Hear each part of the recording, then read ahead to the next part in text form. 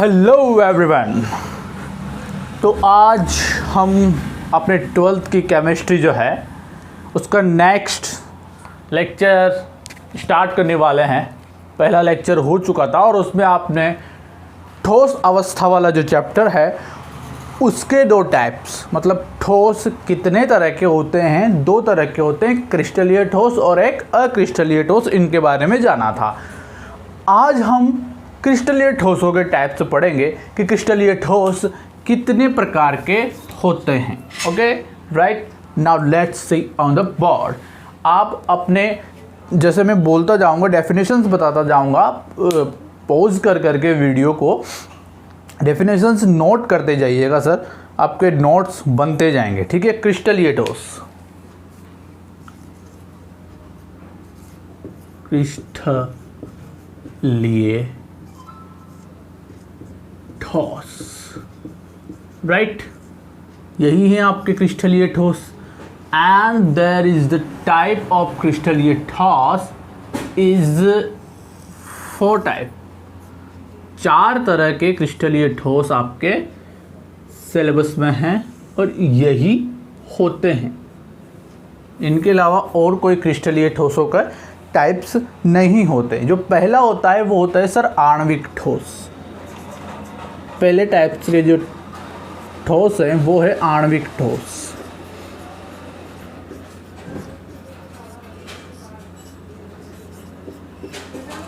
और अगर आपको ये फॉन्ट है जो ना दिखे, ऐसे अगर आप वर्टिकली देखते हो मोबाइल को तो नहीं दिखता, तो आप अपने मोबाइल को लैंडस्केप में करके उसको थोड़ा, अगर आपका मोबाइल नॉच है तो उसको जूम आउट करके देखा कीजिए, बहुत अच्छी तरह से दिखता है। ठीक है, नाउ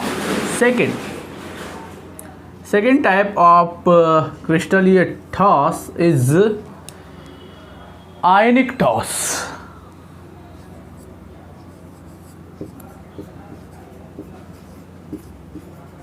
आयनिक ठोस, ओके, या right. Now third type of solid,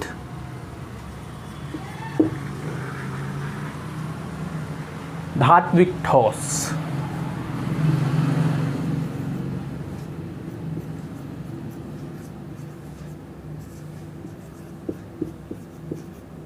And the last but not least is the 4th type of your solids, सहसंयोजक अथवा नेटवर्क ठोस।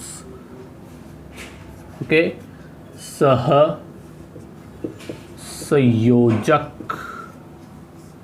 अथवा नेटवर्क ठोस। This is the 4th type of your क्रिस्टलीय ठोस। Now next, ये 4 तरह के ठोस होते हैं, आपने देखा। इसके बाद में जो आणविक ठोस है सर, आणविक ठोस, उसके भी 3 टाइप्स होते हैं। ठीक, और इनके कोई और टाइप नहीं होते, ये जैसे हैं वैसे ही रहते हैं। क्लियर, इनके कोई टाइप्स नहीं होते। ठीक है सर, तो नाउ वी डिस्कस अबाउट आणविक ठोस and this is scenes like third part and first part of आणविक एटम सॉलिड। जो एटम सॉलिड होते हैं वो क्या होते हैं सर, 3 तरह के होते हैं। एक तो होते हैं ध्रुवीय, दूसरे होते हैं अध्रुवीय और तीसरे होते हैं हाइड्रोजन आबंधित। ठीक, पहले होते हैं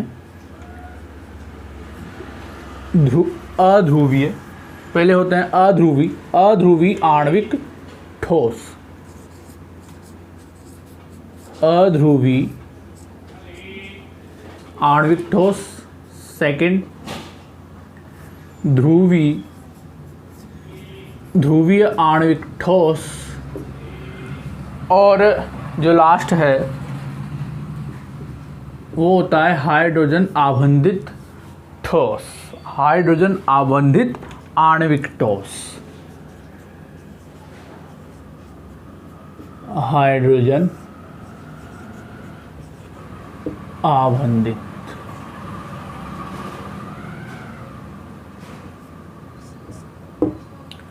हाइड्रोजन आबंधित। अब इन सब के हम अलग अलग से डिटेल में डिस्कस करेंगे, इनके बारे में, इनके उदाहरण के बारे में जानेंगे, इनके गुणों के बारे में जानेंगे, इनमें जो अवयवी कण होते हैं वो किस टाइप के होते हैं उनके बारे में डिस्कस करेंगे, डेफिनेशन के बारे में डिस्कस करेंगे, इनके जो जैसे कठोरता है तो कौन कितने कठोर होते हैं, इनके अंदर आयन कौन कौन से होते हैं, इनका गलनांक कितना होता है, निम्न होता है या उच्च होता है, इन सब के बारे में आपकी बुक में एक टेबल दी गई है, वहीं से हम सारा कुछ डिस्कस करेंगे सर।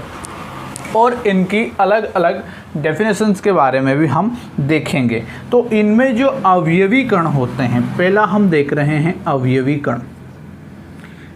अध्रुवीय ठोस में जो अवयवी कण होते हैं, नाम से क्लियर है आणविक ठोस, तो अणु होते हैं।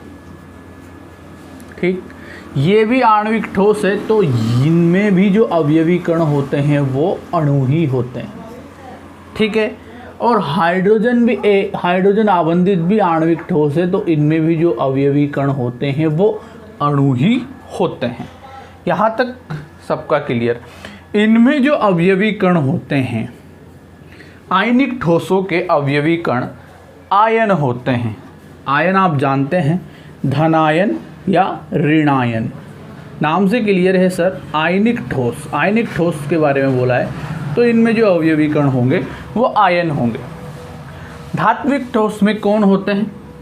धात्विक ठोसों में जो अवयवी कण होते हैं वह होते हैं जो इलेक्ट्रॉन होते हैं सर, इलेक्ट्रॉन्स होते हैं, उनके समुद्र में धनायन होते हैं। ठीक, विस्थानीकृत इलेक्ट्रॉन्स के समुद्र में जो धनायन होते हैं वो इनके अवयवी कण होते हैं। विस्थानीकृत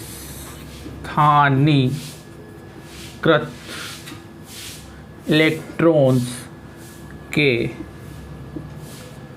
समुद्र, विस्थानीकृत इलेक्ट्रॉन के समुद्र में धनायन। ओके, ये धात्विक ठोस। इनके जो अवयवी कण होते हैं वो सर परमाणु होते हैं।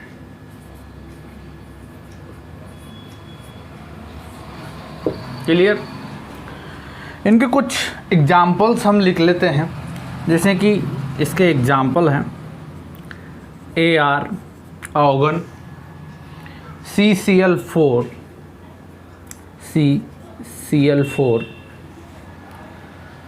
Hydrogen H2,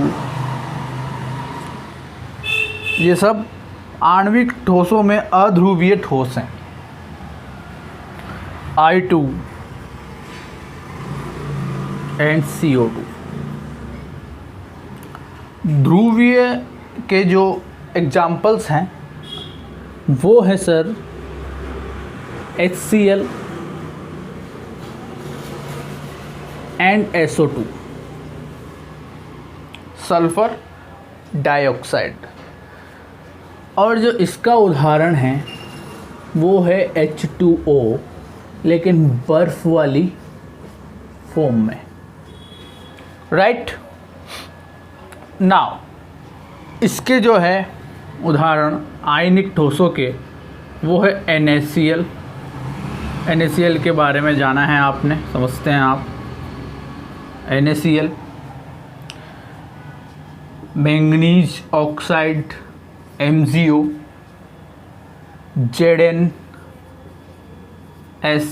zinc sulphide and CaF2, और भी हैं। इसका एग्जाम्पल देख लीजिए sir, ferrous, copper, silver and manganese. Clear. इसके एग्जाम्पल्स हैं, ये सबसे ज़्यादा हार्डेस्ट जो ठोस है वो नेटवर्क ठोस होते हैं, मतलब जो माने जाते हैं ना वास्तविक ठोस, वो ये वाले होते हैं सर। SiO2, सिलिकॉन ऑक्साइड, ये डाइऑक्साइड, ये क्वार्ट्ज होते हैं सर, जिनसे कांच बनता है, quartz.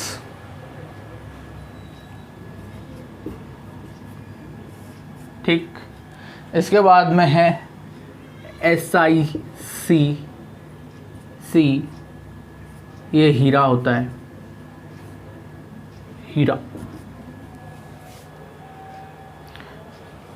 Aluminium nitrogen, C, graphite होता है, ओके, ग्रेफाइट।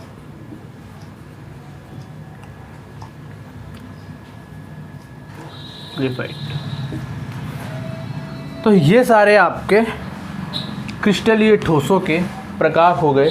आप इसके स्क्रीनशॉट लेकर के रख लीजिए, बाद में अच्छे से अपने नोट्स में बना लीजिएगा। इससे ये जो फ्लो चार्ट होता है, इससे याद करने में काफ़ी आसानी होता है। आपकी बुक में जो है वो टेबुलर फॉर्म में दिया हुआ है, हम उसे भी डिस्कस करेंगे, लेकिन ये is the one of the most important way to remember things। Okay, now next आगे की तरफ बढ़ते हैं और हम इन्हें डिस्कस करते हैं। इनके टाइप को हम अब डिस्कस करेंगे। आणविक ठोस, आणविक जो ठोस है सर आपके, इनके टाइप को हम डिस्कस करने वाले हैं। आणविक ठोसों में जो पहला टाइप है वो है अध्रुवीय, और इसके बारे में अब हम डिटेल से जानने वाले हैं कि वास्तव में ये होते क्या हैं। हमने इनके एग्जाम्पल्स देख लिए, सारी चीज़ें देख ली, तो अब देखेंगे कि ये होते क्या हैं। आणविक ठोसों का जो पहला टाइप है वो है अध्रुवीय। अध्रुवीय, अध्रुवीय आणविक ठोस, अध्रुवीय आणविक ठोस। ये किस चीज़ का नाम है, ये किस बला का नाम है, आपको बस अभी थोड़ी देर में पता लगने वाला है। अध्रुवीय आणविक ठोस क्या होते हैं कि इनके अंतर्गत, अब जैसे जैसे मैं बोलता जाऊंगा आप लिखते जाएंगे, ठीक है।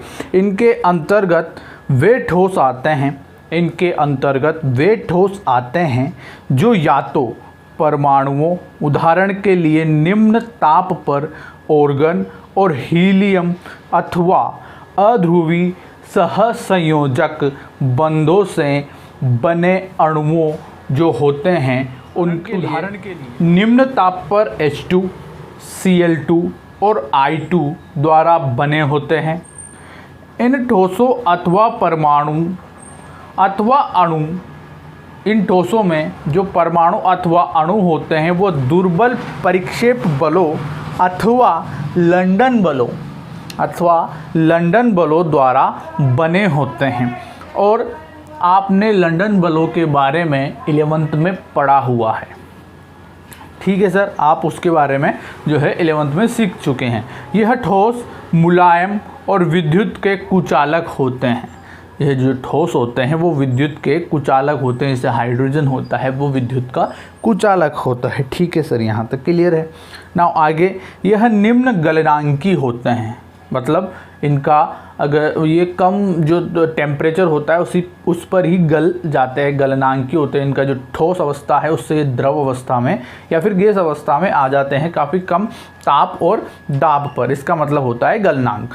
तो यह जो है वो निम्न गलनांकी होते हैं और सामान्यतः यह कमरे के ताप और दाब पर ही, सामान्यतः यह कमरे के ताप और दाब पर द्रव अथवा गैस अवस्था में ही होते हैं। मतलब इनको कम टेम्परेचर कम करना पड़ेगा तभी हमें ठोस अवस्था में दिखेंगे। जैसे हमने यहाँ पर देखा था हाइड्रोजन आबंदी वाले में, हाइड्रोजन आबंदी में H2O था, वो नॉर्मल रूम टेम्परेचर पर द्रव अवस्था में होता है, लेकिन जब हम टेम्परेचर कम करते हैं तो वो वाष्पीकृत द्रव में बदल जाता है सर। अभी हम उसी को पढ़ने वाले हैं। ये जो था ये अध्रुवीय था, ठीक, अध्रुवीय आपका क्लियर हो चुका है सर। इसके बाद में ध्रुवीय आणविक ठोस,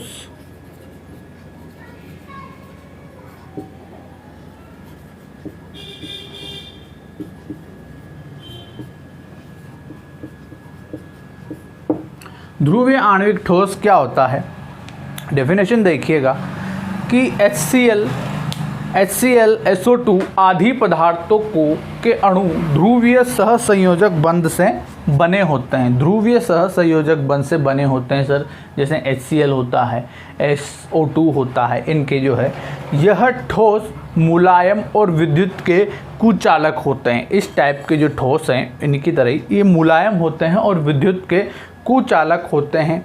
इनके गलनांक अध्रुवीय आणविक ठोसों से तो उच्च होते हैं, अधिक होते हैं, फिर भी इनमें से अधिकतर कमरे के ताप और दाब पर द्रव अवस्था या गैस अवस्था में ही पाए जाते हैं। इनमें से अधिकतर भी, जैसे कि ठोस SO2 ठोस, इसके लिए हमने लिखा था SO2 और NH3 इज अमोनिया।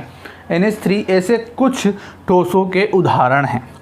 ठीक है, ओके, मैंने कहा ठीक है यहाँ तक। नाउ दिस इज द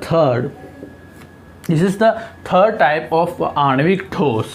आणविक ठोस का जो थर्ड टाइप है वो है हाइड्रोजन आबंधित आणविक ठोस। हाइड्रोजन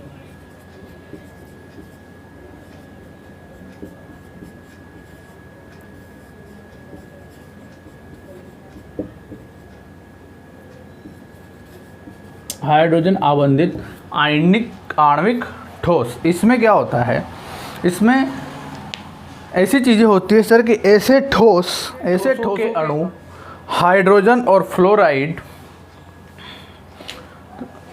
ऑक्साइड अथवा नाइट्रोजन परमाणुओं के मध्य ध्रुवीय सहसंयोजक बंध से बने होते हैं सर। प्रबल हाइड्रोजन आबंध ऐसे ठोस अणुओं जैसे H2O, लिखा था हमने एग्जाम्पल, जैसे H2O बर्फ, ये है ठोस बर्फ वाली, क्योंकि H2O का तीनों फॉर्म में जो है जो उसका आणविक सूत्र होता है वो यही होता है H2O, चाहे वो द्रव अवस्था में, चाहे गैस अवस्था में, चाहे ठोस अवस्था में हो, उसका जो रासायनिक सूत्र होता है वो यही होता है। सामान्यतः यह कमरे के ताप और दाब पर वाष्पशील द्रव अथवा मुलायम होते हैं। यह कमरे के ताप और दाब पर या तो वाष्पशील द्रव होते हैं या फिर मुलायम होते हैं। ठीक है सर, यहाँ तक आपका आणविक ठोस का जो है क्लियर होता है। इसके बाद आपके आते हैं सर जो सेकंड टाइप ऑफ क्रिस्टलीय ठोस, वो है सर आयनिक।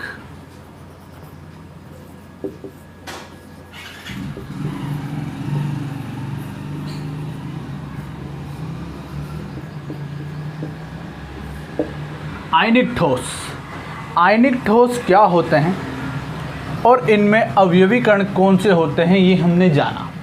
अवयवी कण, इनके अंदर जो अवयवी कण होते हैं वो आयन होते हैं। ठीक है ना, इनके अवयवी कण आयन होते हैं, ये पता है। प्रबल कूलाम बल से बंधे होते हैं। जैसे कि आयन कौन कौन से होते हैं, या तो धन आयन या ऋण आयन। तो इनके मध्य जो बंध होता है, ये बॉन्ड होता है, ये बॉन्ड जो होता है ये प्रबल कूलाम बल है, कूलाम बंध है। इसको कूलाम बंध कहा जाता है क्योंकि आयनों के मध्य जो बंध कार्य करता है वो कूलाम बंध कहलाता है। ठीक है सर, यह ठोस कठोर और भंगुर होते हैं। भंगुर मतलब टूटने वाले होते हैं, कठोर और भंगुर होते हैं। यह ठोस अवस्था में विद्युत के तो कुचालक होते हैं। ठोस अवस्था जब इनकी होती है तब तो ये विद्युत के कुचालक होते हैं, क्योंकि सर ठोस अवस्था में ये बॉन्ड आपस में बंधे हुए हैं और इन बॉन्ड्स को, ये बॉन्ड जो है इन आयनों को फ्रीली मूव होने की अनुमति नहीं देता है। मतलब ये इधर उधर घूम सके, ये अनुमति, ये बंध इन्हें नहीं देता है सर। तो ये ठोस अवस्था में जब होते हैं तो ये विद्युत के कुचालक होते हैं, तथा गलित अवस्था में अथवा जल में घोलने पर, जब हम इन्हें गलित अवस्था इनकी लेते हैं या फिर इन्हें जल में जब हम घोलते हैं, तब यह जल में घोलने पर आयन गमन के लिए मुक्त हो जाते हैं। आयन जो है, इनका जो कूलाम बंध है वो टूट जाता है और ये गमन के लिए मुक्त हो जाते हैं और वे विद्युत का संचालन करने लगते हैं। मतलब ये जब द्रव अवस्था में होते हैं तो ये विद्युत का संचालन करते हैं। जब ये द्रव अवस्था में होते हैं तब ये विद्युत के सुचालक होते हैं, और जब ठोस अवस्था में होते हैं तो ये विद्युत के कुचालक होते हैं, जैसे कि NaCl। जब आपके पास में अगर थोड़ा सा नमक है तो आप नमक में ऐसे ही आप नमक को लेकर के अगर उसमें विद्युत धारा प्रवाहित कराना चाहेंगे तो नहीं होगी, लेकिन जब उसको आप जल में घोल देंगे, जब उसका विलयन बना देंगे, जब उसको पानी में घोल देंगे तो वो विद्युत का सुचालक हो जाता है।